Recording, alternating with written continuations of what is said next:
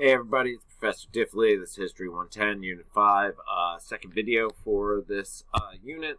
So where we left off, the Stamp Act had just been repealed. So we're moving on. There's more internal turmoil and strife in the 1760s. What you get is a group calling themselves the Regulators. You'll actually see this again in different parts of the country. Even the later Shays Rebellion from this area where we're at in Massachusetts will also use this term. A group of wealthy backcountry South Carolina and later North Carolina settlers. They're protesting underrepresentation and failure to establish local government. So they're taking things into their own hands is what they're doing. So that's what they're arguing and why they're calling themselves regulators. They're eventually suppressed by the colonial militia, but it shows there is turmoil and strife all over. They're looking to really, assert themselves and their interests here. Again, even further, you get the tenant uprisings in New York's Hudson Valley. Again, very much in the vein of the Sons of Liberties, even though the original Sons opposed these people because these are lower class. They're tenants, right? They don't own anything. Again, it's what you see in both of these is both economic issues with the regulators in North Carolina, South Carolina, and here. But as you see, they are also put down quickly.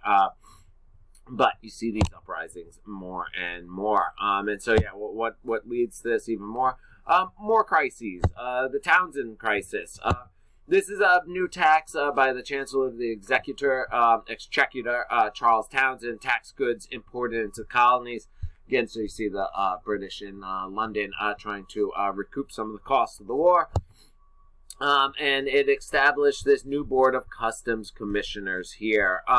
Collect taxes, suppress smuggling, raise funds to free judges and governors from dependence on colonial assemblies. Right, so this is meant to give the judges more freedom, right? They're not beholden to those who are paying their salaries here.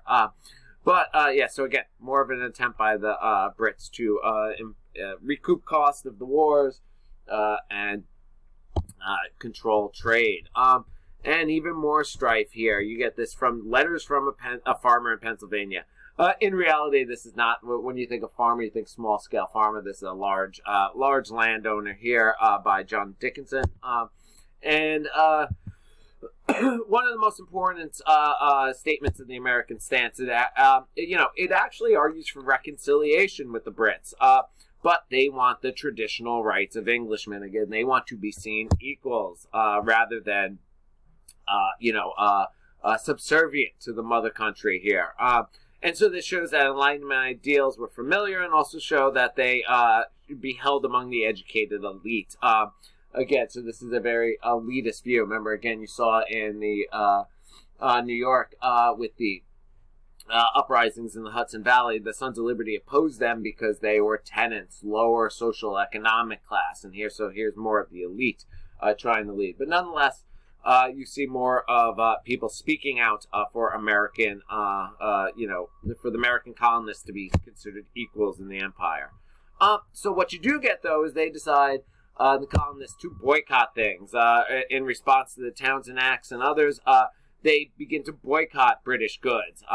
It starts in Boston, spreads to the southern colonies. Southern colonies like this a lot, especially because they didn't make a lot of their own goods. So they imported. They're very rich, and so they're importing from England. And so this is seen as a way for them to save money. But it's also seen, right, the British want to tax imported goods. They want to recoup their costs. So one way to do that, just don't buy the goods. And again, they, you can see the South hoping to reduce their debts.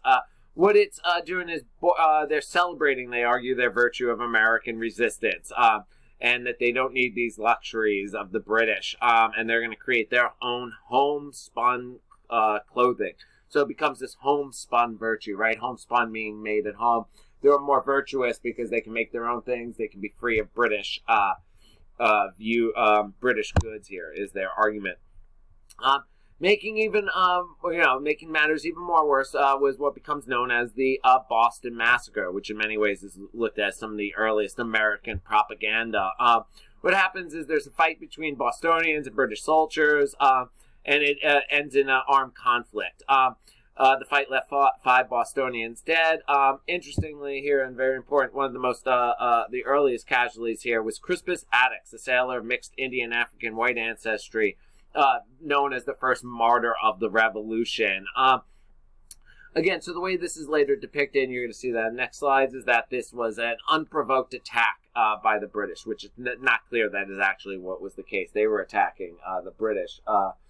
These people in the British fought back, the soldiers.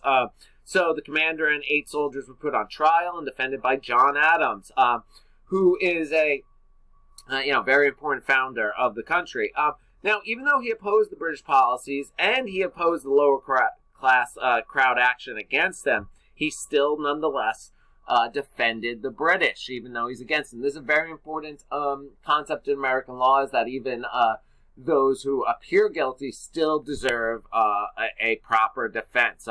When you become a member of the Massachusetts Bar, an attorney in Massachusetts, this is still a story and a value that they instill in you, that even the most reviled still deserve a defense. Doesn't mean you're trying to get them off, trying to give them a fair trial, right? Even if someone's guilty, they still deserve to be treated fairly, not overly punished, things like that. But that is one of the things that comes out of this. And now why is this a propaganda? Paul Revere and others stirred this up against the British. Their depictions of this, what happens, is very inaccurate. But nonetheless, it shows these unarmed citizens minding their own business being fired upon by the British. Leaves out the sort of a fight between the two of them. But you see here, on the death of 5 young men who were murdered, you can see how they used to spell it, by the 29th British Regiment here. But yeah, this is one of the earliest propaganda. It's how you frame things, right? We leave out the story that they were attacking the soldiers. Makes the soldiers look even worse. Many would argue the soldiers were really just defending themselves. They weren't just being pelted with snowballs, but seriously physically threatened is the idea. And you see here, it looks like this is one of Paul Revere's engraving, that they're just being fired upon, these soldiers, for the soldiers are firing upon the crowd for no reason. Again, here's a larger depiction of it here. Some more of the Sons of Liberty. This is a bigger, you see a verse occasioned by the horrid massacre in King Street. And you can read that there, but these are from the actual event. Here's another depiction of the printed and sold by Paul Revere of Boston. Again, not clear that this is actually the way it went down, but nonetheless, that is it. On the other issues, John Wilkes and the road to... John Wilkes, what's important here from John Wilkes is that this is another attempt at suppressing freedom of speech in the Americas. Wilkes speaks out against British policies. They deny him the chance to publish his ideas. But onto something, a little bit more familiar, is the Road to Revolution and the Tea Act. This is by the British East India Company, the EIC. You can see it up here. Very reviled British monopoly that had control over lots of the world in the name of the British government. The Tea Act created this trading monopoly for the East India Company. They had too much tea, and so what they do is they dump it and force it, and by a dump is they force the colonists to purchase only this tea. It's not what everybody wants, so the colonial reaction is eventually they destroy the property. The Boston Tea Party story before, and you can read more about it in the notes and in the videos there. You'll see about it.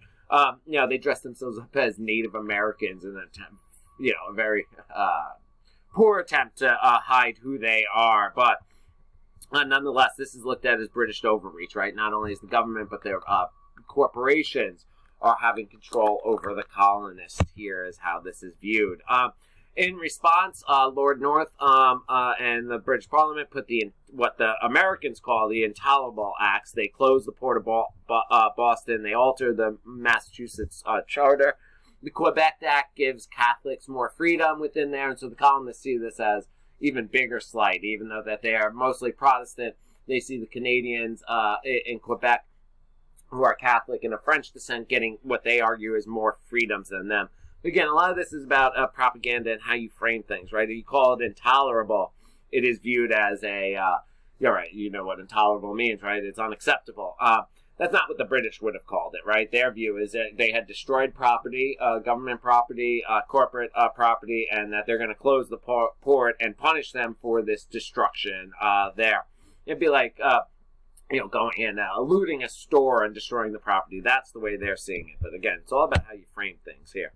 And you see more of this. We've seen that before, how they view this. So what's moving this towards independence? Again, increasingly people are upset about how the new taxes are being laid down. So the Suffolk Resolves, it's a convention of delegates from across towns in Massachusetts, and they issue this resolve which urge Americans to refuse to obey new laws, withhold taxes, and prepare for war. So in many ways, this is a very early indication of the Declaration of Independence, a desire to fight British power here. But very important, this is towns themselves starting to stand up. As a result, what you start to get is the Continental Congress, the first one in Philadelphia in 1774. Every colony, mainland colony, sends delegates except Georgia. Gaul, they want to coordinate resistance to the Intolerable Acts. Remember, they had some, with the Stamp Act Congress, they had practice at organizing before, and this is a growth from that. Creates this Continental Association, stop trade with Great Britain, again, hit them in the pocket, the wallet, and they organized and authorized these local committees of public safety. The idea behind these public safety, enforcing policies and act against enemies of liberty.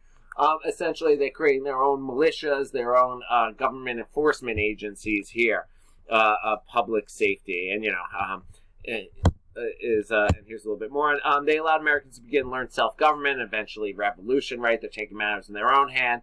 They are saying, we don't recognize the British governments, so we're creating our own. We'll create our own sort of policing forces here as a result. And so again, it transfers effective political power from the governments to these extra-legal bodies reflecting the popular will. Extra-legal means there's no legal basis for them to do this, right? They're creating this on their own. They're not legalized. They're not authorized. But nonetheless, they're taking power into their own hands.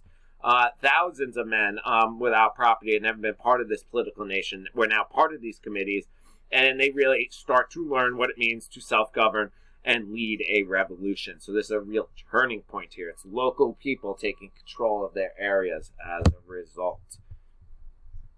Okay, so a little bit more towards independence here. Just a sort of an overview here. By 1775, the British liberally that infused British American political culture. Now they're using that against them, right? These rights of Englishmen is what they started talking about, but now they're starting to talk about natural rights and universal freedoms. That these are things that they are just entitled to, right? Because the British could argue that, again, they're colonists, they're in the colonial, they serve the mother country. They're saying, no. We have natural rights that existed before government, something Locke has argued before, the Lockean triad. Now it says we can resist the Brits because they are not following through on this. And again, throughout the whole process, really up to the near the very end here, Jefferson and others are saying, we, the colonists, revere the king. They don't necessarily want to get out of the empire. They're willing to stay part of the British as long as they are treated equally. And that's what they want. They want to be viewed as equal parts loyal to the government here more than anything. Yeah, but as you're seeing here, even though they want to be part of it, they want to be equal parts. And so this is leading more and more towards revolution here. And so last thing for this video, the Second Continental Congress, May 1775, again in Philadelphia. Increasingly, things seem like they're going south. So the Congress raises a Continental Army. Brings George Washington, one of the few who had actual command experience from the 7 Years' War and others, and he is put in command. So increasingly, they're preparing for the worst here.